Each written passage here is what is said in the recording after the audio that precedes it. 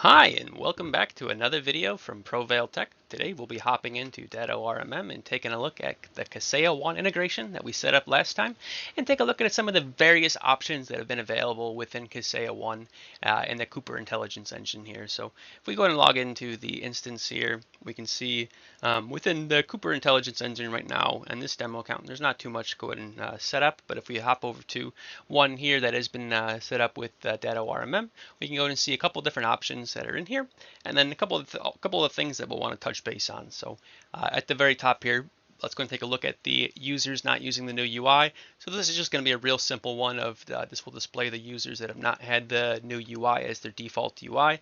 So as you may have known, Datto switched to the new UI for the default. This will just show any of the users that you still have logged in there who don't have the new UI set as their default.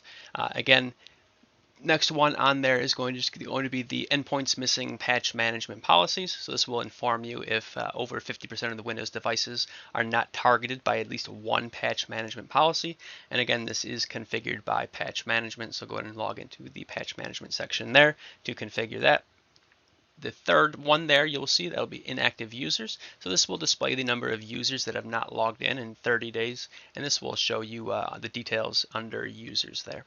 When you go ahead and click on that, and the last one we can see under here will be the accounts not using IP address restrictions. So this will inform you if IP address restrictions are not configured in your Datto RMM account.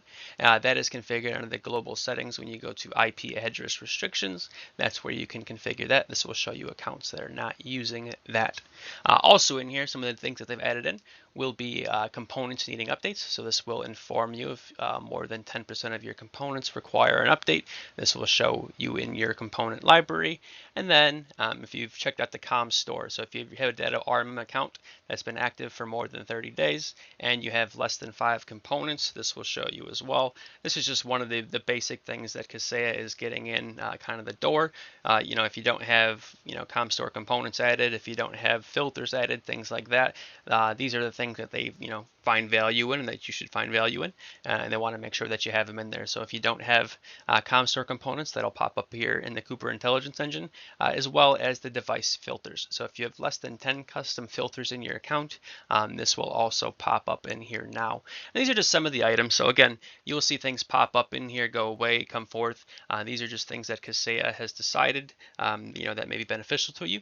So again, this will be some of the things that are coming available to the Cooper Intelligence Engine, in particular between Kaseya One and Datto RMM here. So as things change and as things come in, we will touch base on them and add more in here. But if you need anything else, thank you for watching.